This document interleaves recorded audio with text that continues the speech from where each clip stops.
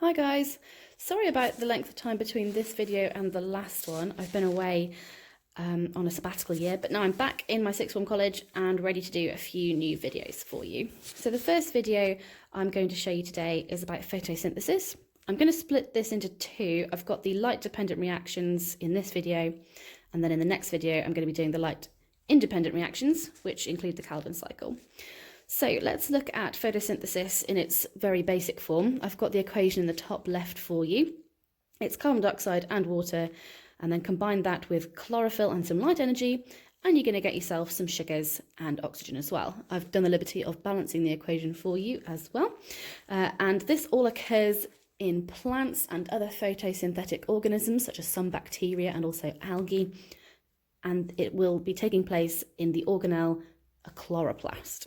I've drawn a chloroplast for you on the bottom left of this image, and all of the labels that you are going to need to learn are on the bottom left.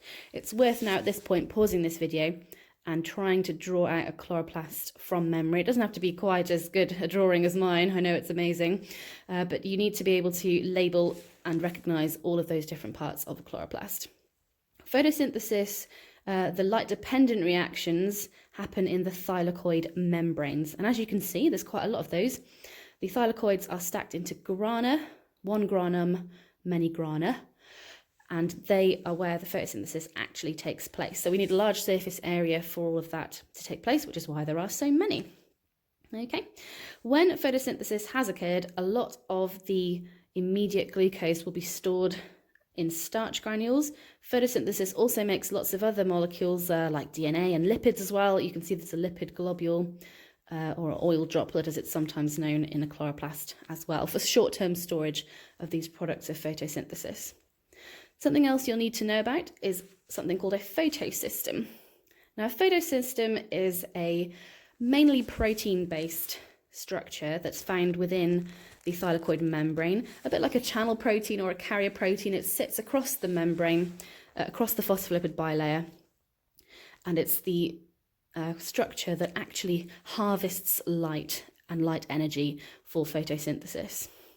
So what happens is photons of light will hit the top of the photosystem, as you can see in my yellow diagram in the middle there, and it's channeled down this sort of funnel-shaped photosystem towards the bottom of it, which is where chlorophyll lives.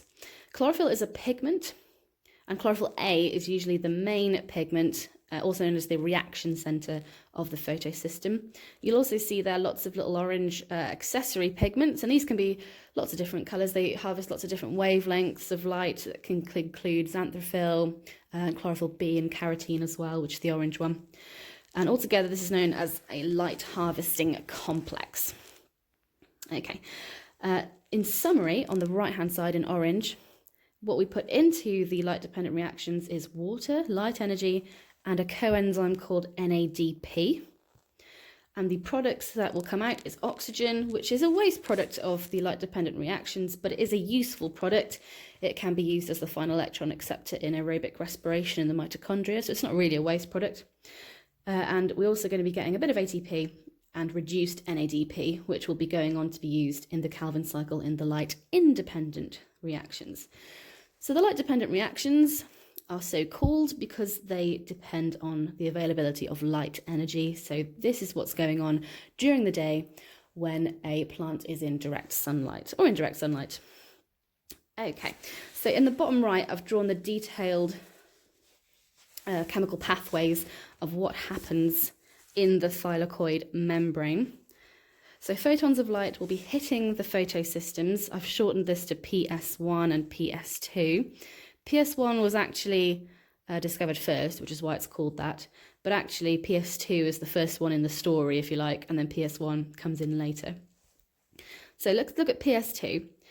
Photons of light are hitting this photosystem and being channeled down towards the chlorophyll A molecule, which is in green at the bottom. And this energy is used to excite electrons. We say these electrons are excited to a higher level of energy. The electrons come from the splitting of water, which you can see just underneath photosystem 2. The water is split into protons, electrons, and oxygen as well. And that's where we get oxygen as our waste product. So that's called photolysis. Photo meaning using light, lysis meaning to break down. So that's literally the breakdown of water, providing those electrons for chlorophyll A, which are then excited and passed along an electron transport chain. The electron transport chain is basically just another bunch of proteins nestled in and amongst the phospholipids in the thylakoid membrane, and you can see the electron there moving along between these different proteins towards photosystem 1. Now, as it's going along, it passes across a channel protein, which is a proton pump. And this proton pump literally pumps hydrogen molecules across the thylakoid membrane into the thylakoid lumen, building up a high concentration of hydrogen protons inside the thylakoid lumen. And that's going to be a bit important later on. Now, normally that would take energy in the form of ATP to pump ions anywhere across the membrane, but in this case, it's using the energy from those excited electrons.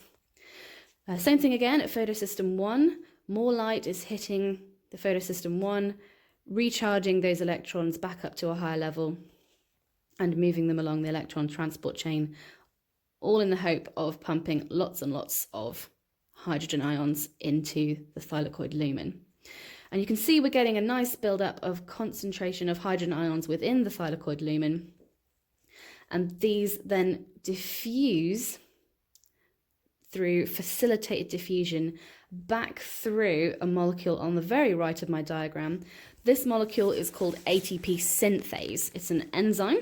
It does cross the whole thylakoid lumen, and the hydrogen ions move back through ATP synthase.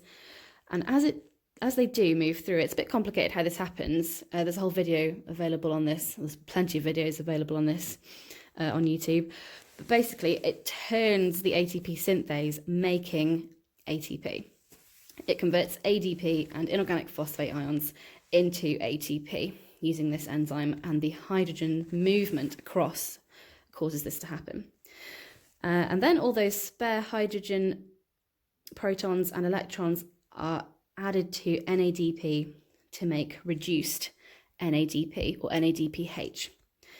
And then NADPH and ATP are going to be sort of moved into the stroma so that they can be used in the light-independent reactions. Okay, so that's pretty much a summary of what happens in the light-dependent reactions. It all depends on light. So that's it in a nutshell. My next video is going to be about the light-independent reactions, so I'll see you there.